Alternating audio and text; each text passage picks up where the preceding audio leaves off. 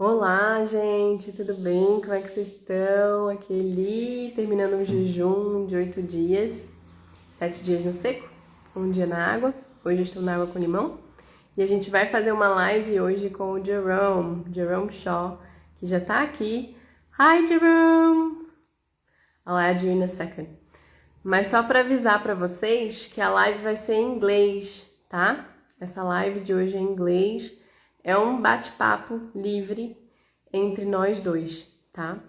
Então é isso. Então se preparem aí para essa live maravilhosa que vai ser 100% em inglês. Tradução automática. A legenda. I've accepted your request. So let's see. Oh, I can't see you. Oh man, this has been happening with me for quite some time now. No way. I No. know. Can you It see can't- me? Like, okay, should I move my phone? I can see you clearly. You can't see me at all? No. Maybe It's been happening like maybe for the past few months. There's some people that I can't see when I'm talking with them, so it's that is terrible. so I was so hoping that I could see you. that is so interesting because that happens to Louisa as well. Louisa can't see certain people as well. I don't know what is that? I don't know. Should I get off and try to get back in? Do you think it'll work? I don't think it would work, but it's fine. I mean, I can hear you perfectly. So if that works for you. And then I'll watch it later because then I can see you properly when I save it. Okay. Hey, well you're glowing. Well you're glowing, you know. Thank you. Yeah, I feel great. Just really great. Yeah. So, You yeah. just didn't you just do a 8+ day fast? There was a eight, like how many days did you just go? I just did a 8-day fast. I was 7 day, a bit more than 7 days on a dry fast or natural state. And Hmm. then I went on water yesterday, but I really don't like water, so it was really hard for me. Um, and then today I decided to add a bit of lemon Hmm. to my water. So that's where I am at right Yeah, now. yeah. Oh my goodness. Like, how do you feel? I mean, you said 8 day over a week in the natural state. Yeah. How do It you was feel? really good. I feel really great. Like I could have done more than that, that's for sure. This is probably the easiest fast or natural state period for me so far. Mm. Even though it's been really warm here. That's my man. Manga? Is that manga? Manga's back. He's back. I mean, I'm back with him because I was Mhm. traveling, so yeah. Um, but anyways, so it was really easy. It was really easy this time. I could have done a bit more, but on Sunday, like coming Sunday, I'll have a fruit nick. We call it a fruit nick Mhm. anyway. So like a picnic with fruits with friends to celebrate my partner's birthday. So I was thinking, well, maybe I should partake on that too, you know. Mhm. So I'll be juicing. Um, but I won't intake any solids for a little bit, at least maybe another week. We'll see. Okay. Fruitnik. I like that. That's the first time I've heard that. That's got a nice ring. I like Fruitnik better. Yeah. Yeah, we use that word a lot here, at least the rock community in Brazil. So, and then for because it's mostly fruits, but anyway, whenever we have like people that are more gourmet, we call it raw nick. If you translate from Portuguese, in Portuguese sounds a bit better because it's called crudinic. Mm. Like crude is from like raw, and because cru is raw in Portuguese, so we call it crugenique when there's more stuff like nuts and maybe like a I don't know, a fancy pie with a bunch of seeds and etc. So, but it's usually mostly fruit, so it'd be fun. Krujinik. Krujinik. Okay. And Yeah. when you said this was your easiest, what do you feel was different about this than Desert Week? How did the two differ? Yeah. So let's see. It's funny because I've done a few 7 to 8 days so far, and my longest one was 12 days, 13 or 12 or 13 days on dry, on natural state. And that one was like, oh my God, it was such a battle. Like Mm. I felt that I was just going over hurdles every day and I felt so lethargic. I couldn't do anything. Well, I could get up and I could walk around a little bit, but I couldn't do much. Um, this one, well, I had a friend with me, so that was fun. I wasn't doing it on my own. I usually just do it on my own. And she also did, I think she did 5 or 6 days Mhm. dry. And then she went on water for a few days, and now she's basically juicing. She's with me right now here. Mm. So that was fun. I think I really like taking the time to really go natural state and having people around. That makes such a huge difference because you feel that you're part of something. And oh, hi, Nabiha. So good to see you. Mhm. And um, you said you feel like you're a part of something? yeah, you're part of a pack of people that are doing the same thing, you know, so it's a bit more, I feel like it's more powerful. I've done lots of natural state periods with people online. It's not the same. Mhm. So it's kind of like if you think of AI and the actual human intelligence. So there's a bit of difference there. So there's intelligence to it, but it's not the same thing. Um, yeah. Okay. So having that social interaction, having that environment, because your friend is she the one that was climbing the tree? Sorry, Is, Manga just barked, so I couldn't is hear you said. is your friend the one that was climbing the tree? No, I was the one climbing the That was tree. you. Yeah. Oh, so she was narrating But while you were climbing. I was climbing and she was filming it. So yeah. Okay, okay. Oh my goodness. You know, it's interesting because when you're talking about going 12 days, you know, you said 12 or 13 days without food, without water, without anything coming into the body.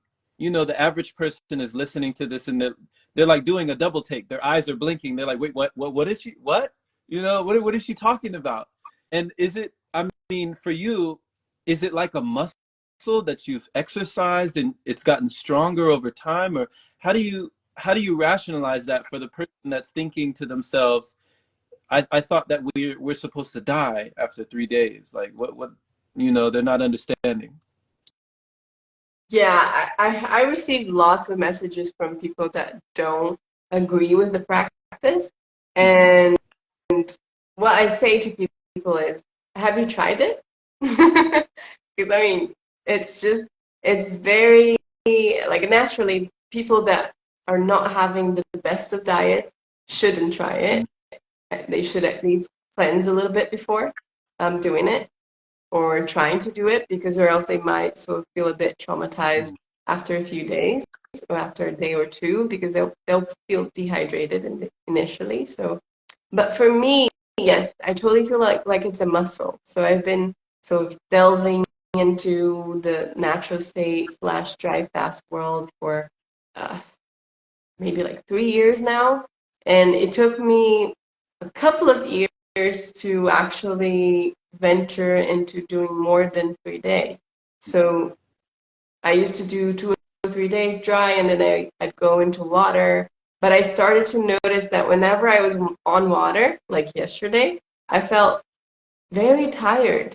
Like my body really had to process the water. Like it's a lot heavier. Like for example, if I'm on juice, I don't feel what I feel when I'm on water. Mm. But this sort of like in between, I understand in terms of slowly getting back into what's more dense, and then you kind of have or should go through water for at least a day. But for me, it doesn't feel like it's lighter or easier for the body. So I believe that if I went from water into coconut water, which I'll try and do next time, um, it's easier. But then going back into the natural state dry fast experience in general, I understand it's just something that if you're up to it and if you don't feel any doubt, it was just going to be great. If you start Mm. doubting it, then yeah, your mind is going to take over and it won't help. But Mm. yeah, that's how I So feel for sure. thank you for sharing this perspective, you know, thank you for sharing that. So you're saying like the mind is a big factor. big factor. The mind, the mental aspect. Yeah. And that's like for everything in life, right? So Mm, if we let it take over, because the mind is like a third entity, it's not you. So if you just let it play your whole life and sort of maybe guide your life, if you have it just taking over the reins, for example, then yeah, it's not going to work out. And I see lots of people in my family, lots of friends that are on that sort of automatic sort of mode, that they're just going through whatever the mind sort of is afraid of, they'll be afraid of. Whatever the mind's like, oh, skeptical about, they'll be skeptical about. So it's like they treat the mind as if the mind was themselves. Like they'll just think whatever the mind thinks. mm, So instead of questioning it, because we have a tendency to think that, well, it's coming from my brain, so it must be logic, it must be right, and that's not really it. So I guess the wisdom is to listen to it and play it out. Talk to yourself about it, or talk to your mind as if it was like another person, and mm, understand why it's thinking that way. So for dry fasting or natural state or whatever liquidarianism, whatever you choose, it's the same. I guess whenever we think that that's too much for us, or that's too extreme, or it's very radical, you shouldn't do that. Is that really you saying that? Or is it like the egregore of whoever's around and you're being influenced by it? Especially if you look into like human design, whoever's got these two open, they'll be very prone to whatever other people are mm, thinking. And if you got like other centers like your plexus, etc., open, you'll be prone to whatever other people what they're feeling. So you'll be capturing that, and if you're not very attentive, you mm. will you think that's you, that's for you, that's you feeling it, that's you thinking it, and that's not usually how it goes. Mm. So yeah. I Okay. froze. Oh, Oh, oh no, fine. No, you're perfect. Yeah, yeah, I can still see you and hear you. okay, that's Yeah, cool. Everyone's yeah. saying that I can. So, it's interesting. This is fascinating to me that you're saying this, Elisa, because, you know, where did you learn or when did you learn to question your own mind? Because, like you're saying, people, we usually just take what comes into our mind or what comes into a thought or what comes into our field, and we just kind of take it and run with it or take it and go with it. But when it comes to questioning your own mind to say, is this me? Is this real? Is this something that I feel? And almost like who is using their judgment against your own mind? That's a big one. Yeah, that's a big one. I don't know when that came to me. It was probably something that I started reading, not exactly that Mhm. type, like that sentence that I used, but I probably started reading a lot about um, consciousness and how we can connect our breath with our parasympathetic side of us. So I guess it comes from Yeah. there, maybe, because we usually think that we cannot control how we digest and how our muscles work, or how we, say, breathe whenever we're sleeping, or whatever like synapses are going on, or um, you know, enzymes, all of that. People usually think that they cannot control that, but if you're very perceptive and if you're very connected to your own body, that is possible. I haven't had that many experiences that I've done that, but I remember in one meditation a while ago that I felt that I really needed to, let go of lots of toxins that I was intaking at the time. Like I was in a very polluted place, and I felt that I should go back into the countryside, but I didn't have the time or the money at the moment. So I was like, okay, I'll just wait. But let me sort of close my eyes and visualize it and talk to my body and ask it to let it go. So it was funny because it took me a while, maybe like 40 minutes into that moment. I wasn't really counting, so I don't know. My perception was about 40 minutes. I was talking to my gut in general, like my intestines. I was like, okay, can you just let go of whatever's in there that shouldn't be there? And it was interesting because I kept repeating that, and eventually I felt that I really meant it. And it took me maybe 10 minutes to go to the bathroom and, let it go. So I was like, oh my God, you're kidding. It's like, I can't really do that. That's so cool. So I was so excited about it. And I do believe that we can be more active within all of our body, like use more of our, all of our, how can I call that? Not really skills, but use all of our body to really bring about the abundance that we need or that we want, the actual perfect connections between our organs, and to make sure that we're clean, and also even to say, ensure that whatever we're intaking is healthy. So if you want to talk to your food and, just put into it lots of the good energy that we need. Wow. So yeah. Wow. That is powerful. That's powerful, Elisa. So it's almost like you induced your own detox. Like you were able Yeah. to, release what needed to be released just through that, program. It was like, okay, just whatever needs to be let go, let it flow, you know? Yeah, Oh my for sure. God. Because, we hear a lot about, the placebo effect, the nocebo effect, and how if we can make ourselves sick, then logically we could make ourselves healthy. Yeah. Yeah. Yeah, that's for sure. The first step is the mind. Yeah. Like, first step is mental. But yeah, talk to me about you. It's been such a long time. I want to hear about you. What have you been up Yeah. to? Yeah. Just learning more. I'm learning more all the time. I'm learning through other people, learning through these conversations. Been doing a lot of meditation. So every day we've been doing Qigong, working with the energy. And, I feel right now it's like a beautiful time. We're already in February. January went by like that, you I know? know, I felt that too. Yeah. Yeah.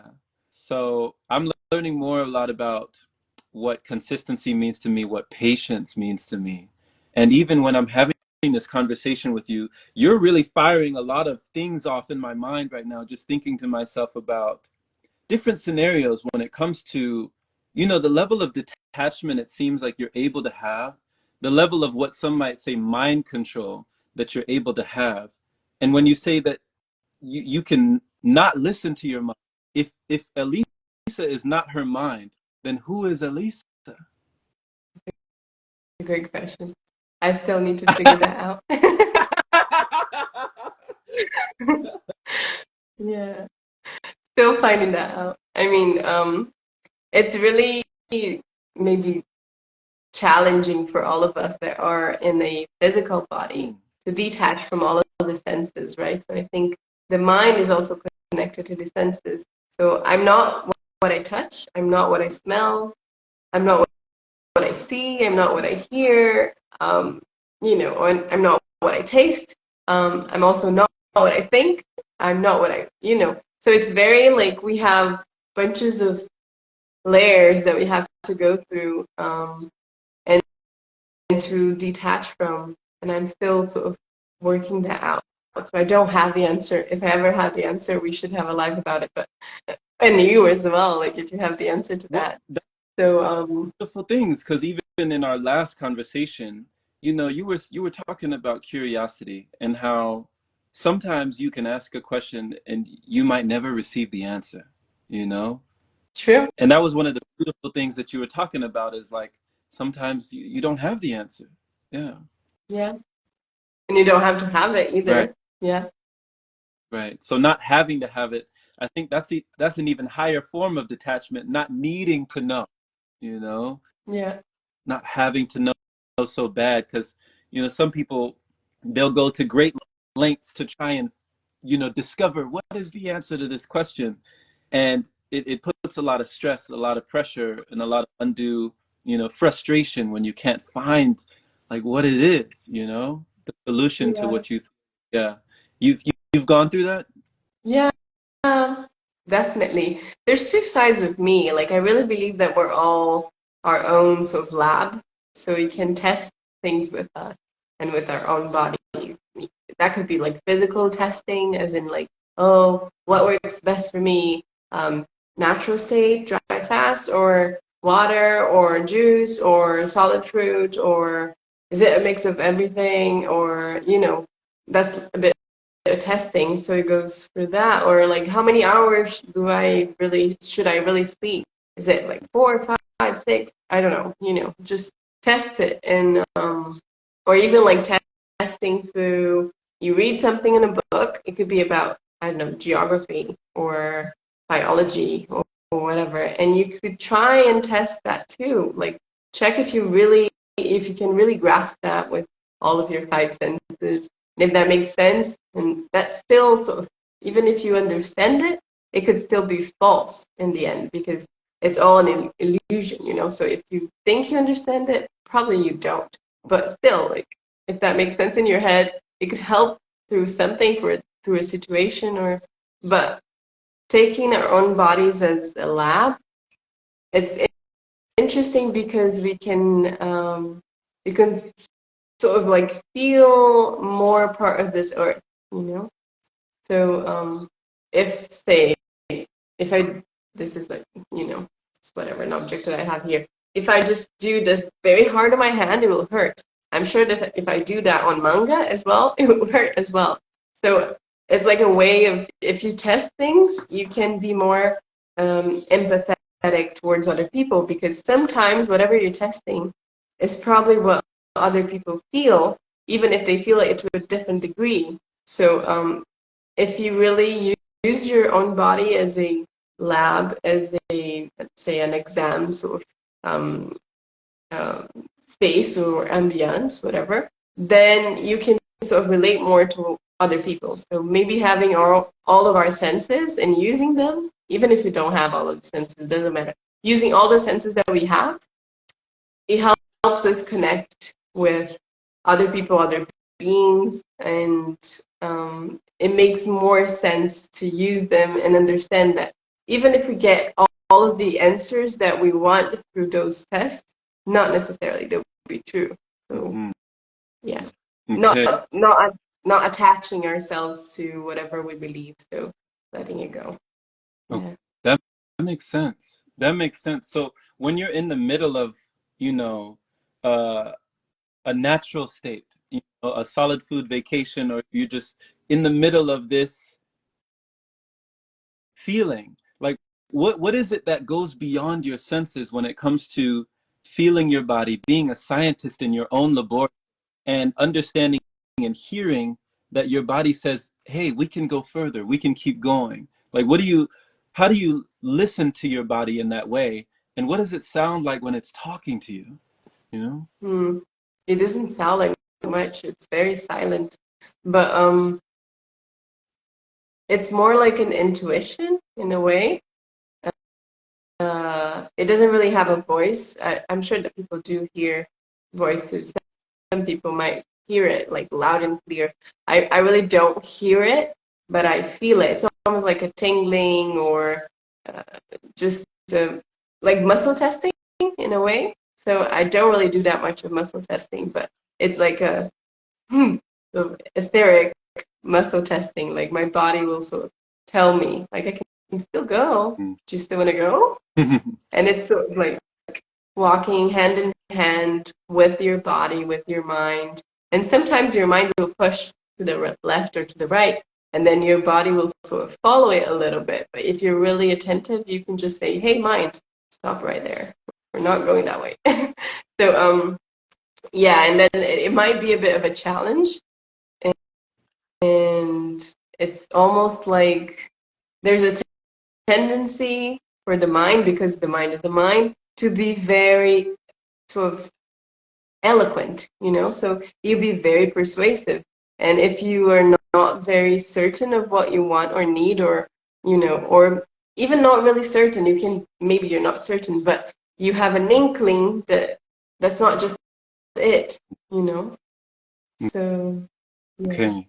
No, makes Yeah. sense. That's that conviction. Like, if you don't have that foundation, like if you don't feel grounded, you know, in that space. You can kind of be swayed. You can be swayed. The wind blows this way and you're off, you know, you get carried off somewhere else with the mind and, you know, with sensations. And it sounds Yeah. like that expression that they say, I think, therefore I am. It sounds like you don't agree with that. Like, I don't think, Yeah. therefore I am. I really don't. So yeah, even if you think as an element, I believe that our body's more like the wind, you know, so it will change directions, it will be sort of all over the place. It can be a tornado one day, or it can be very still another day. And then our physical body could be more like the earth or a rock, say. So the tendency is to be still. It won't want to change, it won't want to move if you don't sort of make it move, you know. And then our emotionals would be more like the water, like everyone talks about. So emotions are like water. So it Mhm. flows. It's not sort of all over the place as like air, because air is, you know, everywhere. But water will sort of follow the path through the, say, the river of your life. So it will have a bit of a, you know, it's wavery and it's moving, but it kind of follows a pattern. Mhm.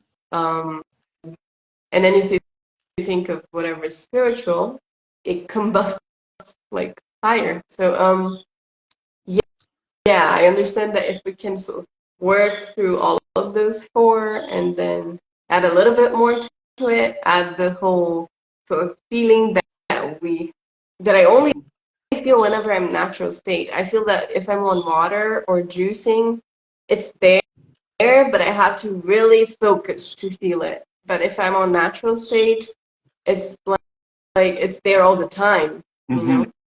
And it's almost palpable. Like you can really touch it. You can touch whatever is very over all of those four elements, which is more like the spiritual body. So Mhm. I'm more connected to it whenever I'm on natural state. Not that I'm not, and when I'm not, but it's it's like I said, it's silent for me. It's silent, so it doesn't really have a sound. It doesn't really nudge me because it's there. It's just present. So it's stillness in a way. And if I'm not very attentive, if I let my mind wander too much, or if I get too caught in like my feelings, or if I'm too focused on my physical body, then I kind of forget it. Mm. And so it's yeah, a bit of work.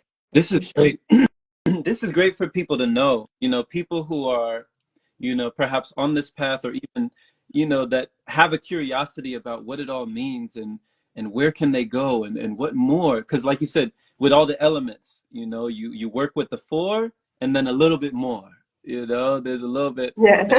end of that. So, you know, when it comes to like crossing that threshold, one of the things you were talking about, very challenging, but there's also a challenge of, you know, the common belief and the really common fear of death, you know?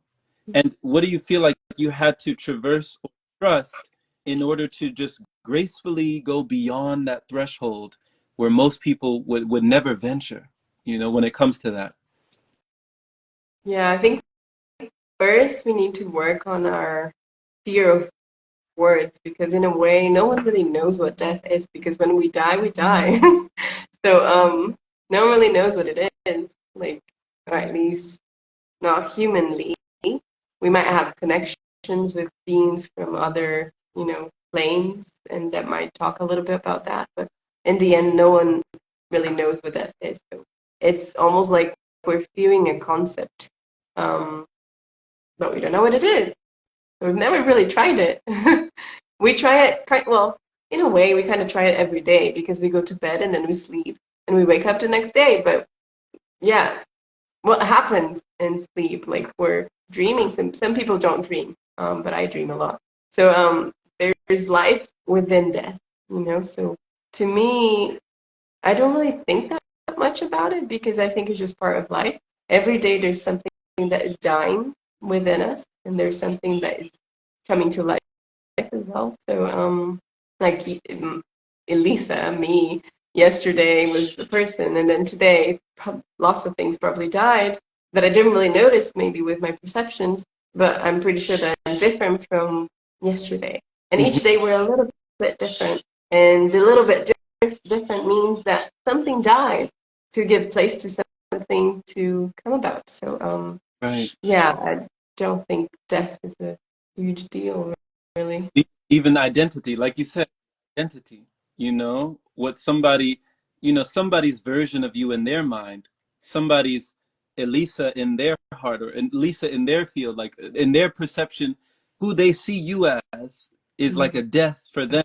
Change. If you change, it's like you died. Exactly. Yeah. I have friends that I love them, but we're not in touch that much because I've changed a lot over the past few years. So we kind of like exchange messages maybe for my birthday or their birthday or Christmas, and that's it.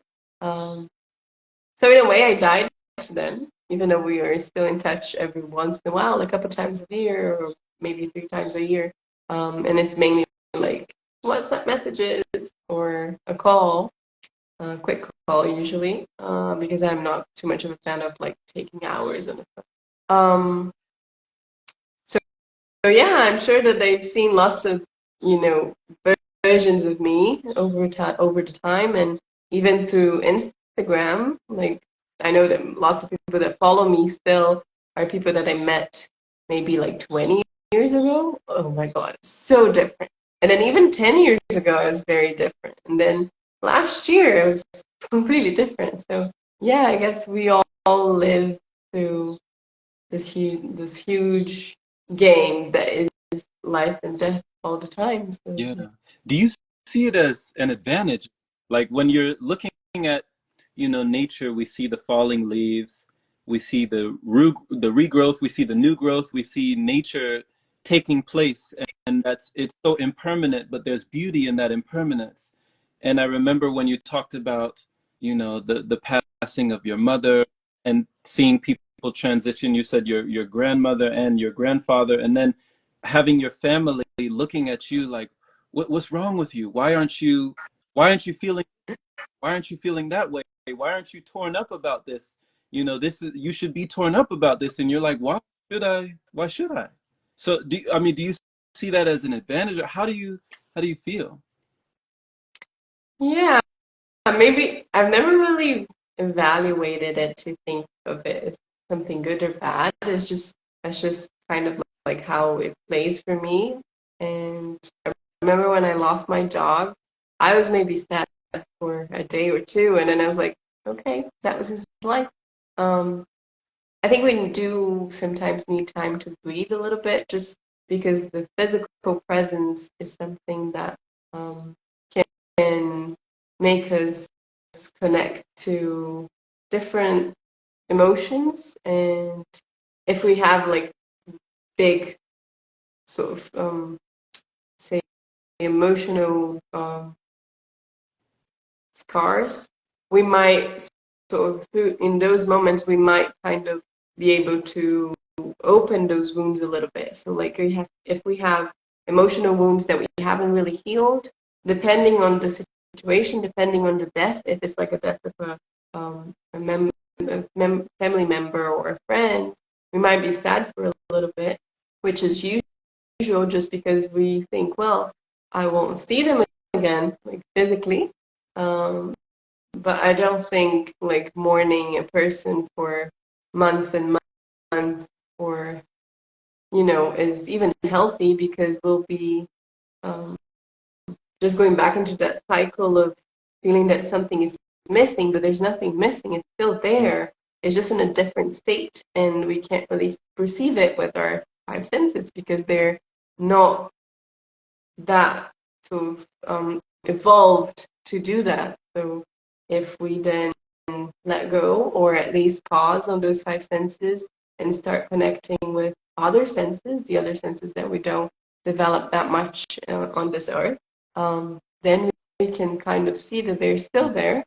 We can still see them. We can still sort of listening to the ring of their voice. We can sort of still remember how their hand looks like, or like details. So they're still there. They're just not in flesh and bone. So yeah, to my Yeah.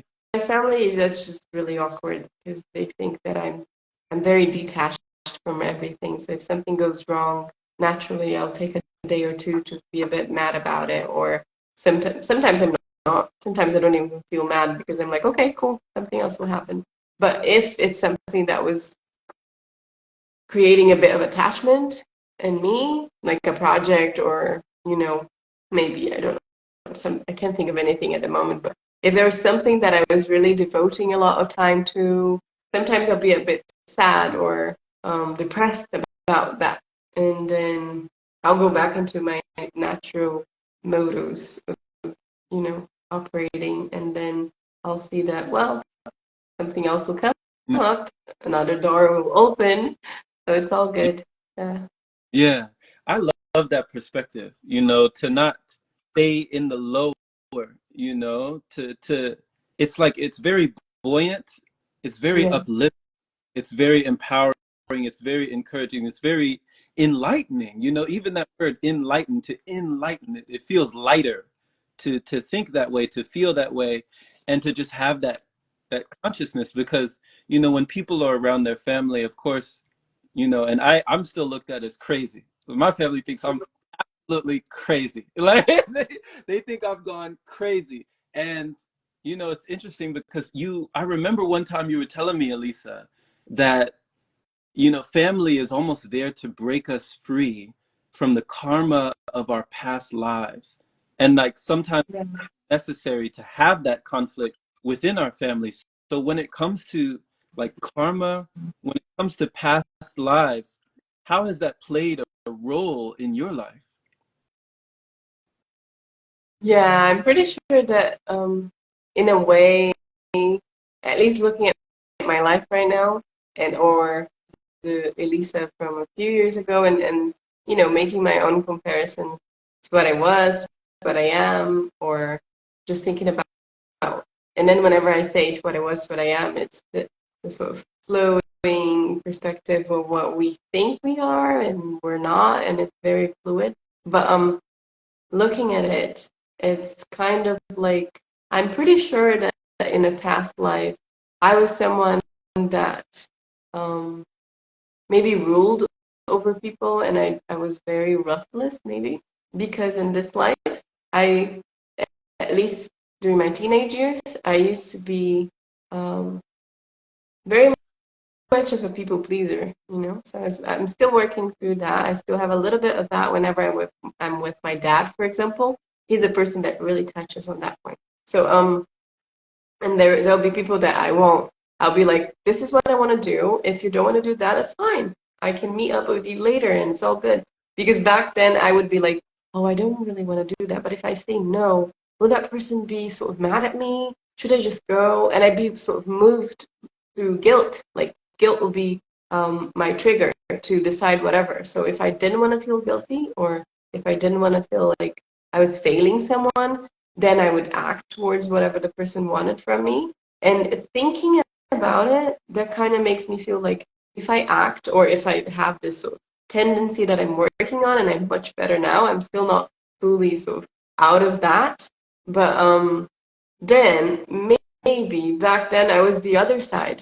I was the one sort of demanding a lot and maybe just um, making people feel that they sort of they were in debt with me, that they should give me things all the time.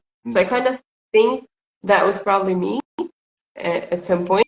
Maybe not necessarily in the life previously to this life, but like in a few lives maybe. So that's a karma that I believe I carry because that's how I feel in this life. Um, and then it's more like that's how karma plays, right? So if in one life you feel one way, the next life you have to face the other side of it, the other side of the question, the other side of the coin, Mm-hmm. and that's what I think. So I was probably someone that wasn't very attentive to people's feelings. I don't think I was very empathetic in the past life, um, and I think I was mostly looking for people to do things for me all the time and serve me, say, all the time, which nowadays is more like I look out to how I can serve people, and not necessarily in the people pleaser way, but like how can I help them? How can Mm-hmm. I be of service? And it's a different side of that sort of coin. Mm-hmm. Yeah, Well, so that yeah, that empathy has changed. It's changed now. The dynamic of the feelings in relation to others. You know, you yeah. it's changed now. You're in a whole new, it's like that big one. That people pleasing is a big one. I've definitely battled with that because I remember you said your father wanted you to be a doctor, and he's like still holding out. Like you can still study, you can still do this, you can still do that. It's not too late. It's not too late. And you're like, Dad, I don't want to do this. This is not my path. This is not my mission. And was there a moment where he finally like let go of that ambition of wanting you to have that as your mission? I don't think he's is really out of it yet because he mentions it every once in a while still. Um,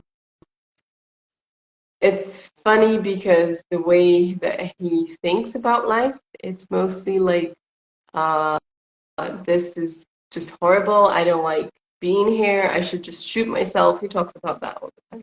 And I'm too old, and I hate being old, and being old is terrible, and you shouldn't get old. And, he's always very cranky. Um, so he thinks that whatever we do in life should be focused on being at least sort of financially secure. So he thinks that I should earn lots of money because I'll need it when I'm old because I'll be sick eventually and I'll need the money and I'll need a house over my head and I'll need this, and that. So he's very focused on need, on uh, you must do this, you must do that. And where maybe because well, my ascendant is Aquarius, right? So I'm a Leo with a Aquarius ascendant. And I hate being told what to do. Mm-hmm. And I really don't like that. And then he's exactly that. He's like telling me what to do all the time since I was a Mm-hmm. kid. In the beginning, I couldn't really say no because I was a kid, but I still didn't like it. I felt that it was something that it could be like a friction between us whenever that happened. Mm-hmm. But then nowadays, it's like I look at him and whatever he says, I ponder over it, and I think, and I always tell him, Dad, this is your perspective because you've had an experience in your life or a few experiences that made you think that way. I haven't had your experiences, so I think Right. differently. And I appreciate that you're giving me advice, but that's not how I feel I should proceed, you know? And even though I try to be very gentle, he always gets mad at me. He's always like, I won't talk to you today. And then he'll walk away. But then like 2 hours later he'll come to me with a letter. He loves writing letters, by the way. He'll Mm-hmm. come to me with like a letter and then he'll give it to me and he'll be like writing everything about the conversation and how he saw it and how he think I should see it and how he's really sad about my approach and how but whatever I decide, he's still there for me. So I know there's lots of Mm-hmm. love, but it's tough love, all the time. Yeah. There's never like something that's soft and gentle. No, that's not very much him. Um, so yeah, it's interesting. It's a different form of expression, a different form for sure. It's a different love language that he's speaking. Oh yeah, Yeah. I hear very you. different. Elisa, I relate to you so much. There's so many, I see so many similarities between us because I'm also Leo and I'm also Aquarius. So Oh I have wow, both. Yeah, it's flipped. For me, it's flipped. I'm a Leo rising, my ascendant Leo, and then my Aquarius is the moon. So I'm a moon Aquarius. And I hate being told to do. Like, I can't stand it. I can't be in positions where, an authority above me. It's never worked out for me. Like I can't hold it same. down. I have to work for myself. I have to. And I've made peace with that. I've just made peace. So I'm just like, I can't be employed. It just never works out in that way. But when it comes to money, and you said, your father, his values on money and what money means, did that ever really strongly impact your views or your values when it comes to money? attracting money, making money, manifesting money, or what are your views today? You know? Uh, that's a good question because it's funny that I've never really been like broke. That's never happened to me, but there were moments that I had to sort of look through my priorities and say, I can't do this at the moment, but it will happen eventually. And it did happen eventually. So um, I feel that whenever I put my mind into it, I'll make it happen, you know? So even talking about money, like there are moments that I feel like maybe I should have like another online event so I can save a little bit so I can travel again this year. And then I do it and I save it and it's all good and I can go away again. So for me, money is very fluid. Um, I don't really get attached to it that much, and I've never gone through like a really sort of tough situation, like not having money to buy things that I really need, for example, like because I'm still not like fully not eating. I'll have periods that I'll be on natural state, and I'll have periods that I'll be juicing, and I'll have periods that I'm still eating fruit. But I've never really had a moment that I said, well, I can't really pay rent, or I can't really afford to be eating this X or Y or Z fruit because it's more expensive. So I've never really had that. Um, and I think it's just because I don't really focus on it that much. But at the same time, I focus more on the feeling of abundance in general, you know? So money will come eventually, but I don't think about it too much. Like I don't really take time to think, okay, so I should plan ahead because I'll need X amount of money in my account. I don't really do that, you know? Mm. So it comes because I just think, okay, I want to go to, say, because I'm planning to go back to Ecuador at the end of the year. So, and then I just thought about it. I was like, okay, I'm going to Ecuador in October. I'll make it happen. It's all good. And then I go do whatever, go about my own life. So, and it happens. So I Yeah. guess, So it yeah. just flows like water, like a river. It just flows like a stream. There's just a stream that's continuously flowing. It's coming and going, but it's continuously flowing.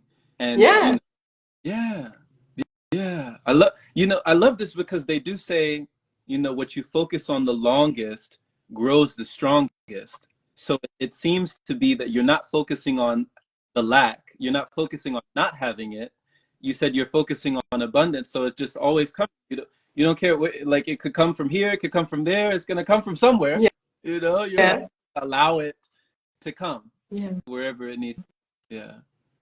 Yeah. I've learned it the hard way, not through uh, the whole money concept or abundance concept. But I've learned the hard way that whatever, like you said, whatever you focus the most will grow, right? So I've done that with my own physical body back when I was still running, like and competing. So there was a moment that I was sick for a few weeks. I had Mm, chikungunya, and it was not very it wasn't that bad because people usually feel a lot of pain through months and months. I only felt pain for like a couple of days. I was already on like fruits and raw foods, etc., and fasting every once in a while. I was doing a fast that I felt the chikungunya coming. So I think it was also a detox. I at least like connected to it because my immune system was going through stuff mm, and was releasing lots of toxins probably, mm-hmm. and then eventually it came down. I came down to that. So I only had like a couple of days that I felt a bit sore and I felt like all stiff and I had a fever and it went away. But back then I didn't really know that it could sort of make your body feel a bit sluggish for a bit of time. So I was very impatient with my own body because I couldn't run anymore. I couldn't practice for my races. I couldn't do anything, and I felt very weak. And I'm sure that there was a side of like a mental side of me, like thinking too much about it and thinking, well, then I can't do anything. And then eventually, all of that played out.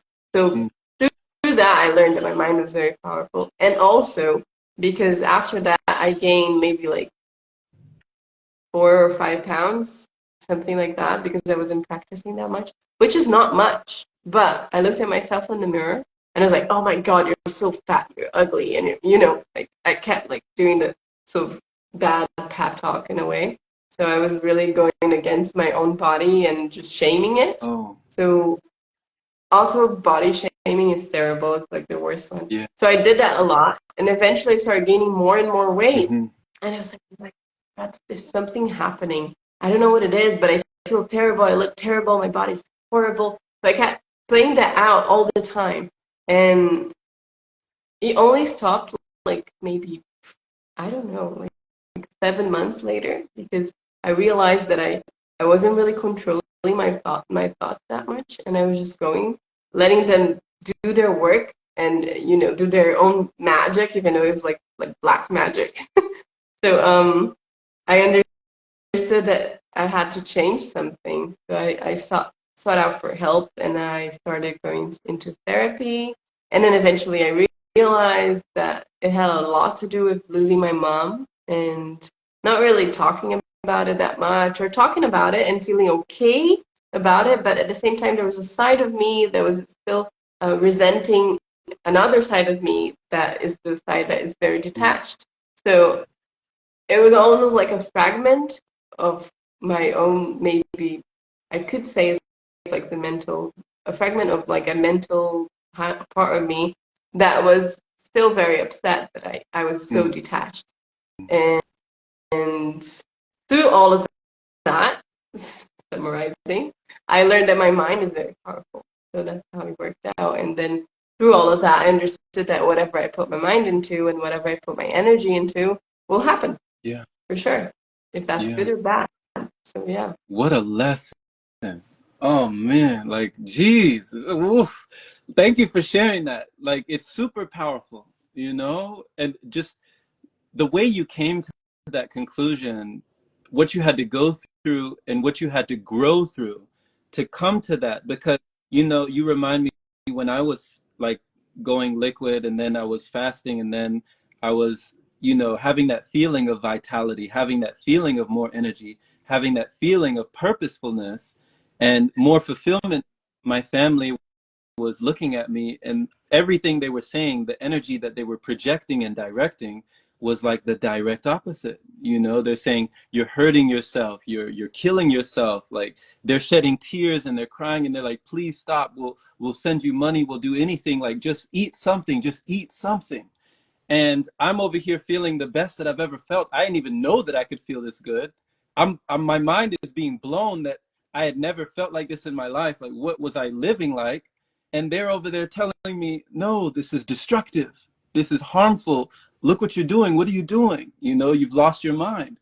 So when it came to the weight dropping and, the image of me looking at myself in the mirror, I had to come to a level of acceptance because you might think that you are going, I mean, there might be times where you wonder, you know? So how did you get to that, like with the body image? And I know that, women go through this, I probably way more than men when it Mm-hmm. comes to the image. So how did you come to that closure or just that love and self-acceptance with yourself looking in the mirror when your body was going through changes? Mm-hmm.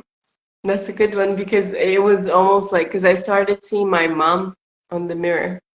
Mm, Like I was like looking at it, and it's like my mom's body, the way it was through chemo, it was similar to my body at that moment, mm, because she gained a lot of weight, like mostly retention, like, and then my body felt the same. So I looked at it and I was like, oh my God, I'm healing my mom's wounds. Like I'm helping her cure it in a way. So, okay, stop doing that. Stop body shaming. So you're going through exactly what she went through, and live through it, and just let all the, um, the lessons that you need to take from this arise.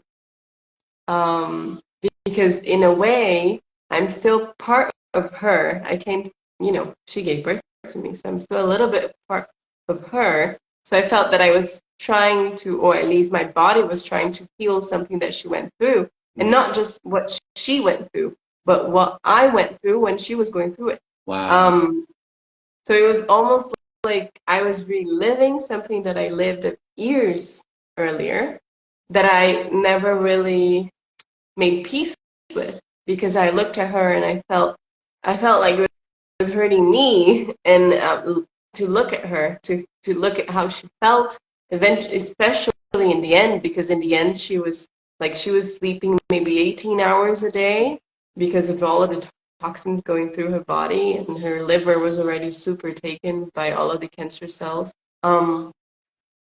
So she was sleeping a lot, and whenever she was awake, she was mostly in pain and not very conscious of what was happening. And whenever she was conscious, because that happened at times, she was mostly sad.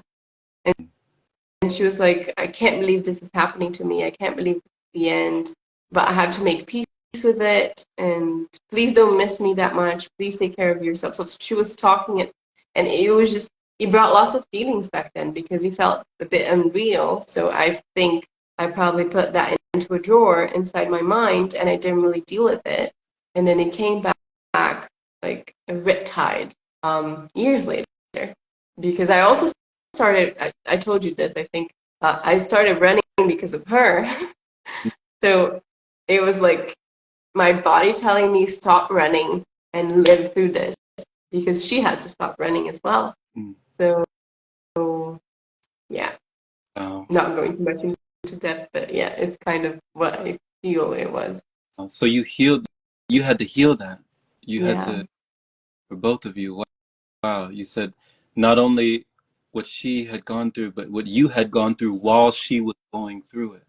That's big. Yeah, it was big. But it took me so, like, I don't know how many months it took me to kind of see that. Um, because for a period of time, I was just wallowing in my pain. And I was like, oh my God, life is terrible. It's so bad. I want to go through this. Why is it happening to me? I kept asking why. And it was just a wrong question. I was looking at the sort of wrong angle, you know? So, yeah, it took me a while. But that was good that it took me a while, because I needed a while. So, yeah. Mm-hmm. We need it. They talk about time healing the wounds, Yeah. you know, time can heal the wounds. And, one of the last things I wanted to ask about those letters, because you said your father loves writing letters, and that's like his part of his love language is writing letters. And I remember Yeah. you wrote letters to the future Elisa. There was a time where you were writing yourself letters to the Yeah. future. Do you still do that? Do you still I write? do. Yeah. Yeah. I do. Especially, well, during this period now of natural state, I did that a lot. So I wrote maybe two or three, and it's funny because I sealed them and I wrote like, to read if this happens, or to read if this happens. So it's almost like a treasure that I'll just hide within all of my stuff, and Yeah. eventually, if I need it, I'll open them. So yeah, I caught that from him, I guess, the habit of writing. So like, for example, before the fast, or actually, this is my second natural state period in the month of January, right? So the first one was 6 days, and then I had a day of water, and then I went back into juicing. And like a week and a half, 2 weeks later, it was this period now, that I did a bit longer. So it was 7 days natural state and 1 day water. So through these two, I don't have it here, or else I'd show you, but it was kind of like this thick. I had like a Mm-hmm. notebook. It was about this thick, so I wrote through all Oh, of that. wow. Yeah. So there's lots of stuff that come to me, and I like writing it because I might not read it later, but there are periods that I just open it and whichever page, and I'll go through it, and I was like, oh, that's cool that I went through that. It's kind of fun because it's like playing my own life through myself, and kind of like, because we forget things, right? A lot, because that's how life goes. Like, there's too much information for us to remember everything. So there are details that I think about, or that I feel, that I want to write about it, because at some point I'll forget what I went through, and then there'll be moments that I'll think, oh my God, this period's so hard. But then if I go back and read about what happened back then, I'll be like, hey, I've gone through like similar stuff back then. Why am Mm-hmm. I complaining now? I did it. So that's why I write that much. So it's like almost Yeah. like time traveling, you know? The energy is still there. Yeah. Yeah. You're like, I made it through that. I can make it through this, you know? Yeah. I'm still here. Wow. Thank you. Yeah. Like, thank you, Ellie. This has been, I love this. I loved it too. This has been so much fun. I can't believe that it took us that long to do this again. Yeah. But, Yeah. yeah, each Thank you. even more explorative than the last. And can't wait to see where you go from here. Thank you. Same. Me neither. It's gonna be great. And I'm sure that eventually we'll be together physically, so we'll talk lots more. So yeah. We'll make it happen. Well, enjoy the rest of your day. Thank you, dear. You too. Have a great one. Right. Bye. Bye.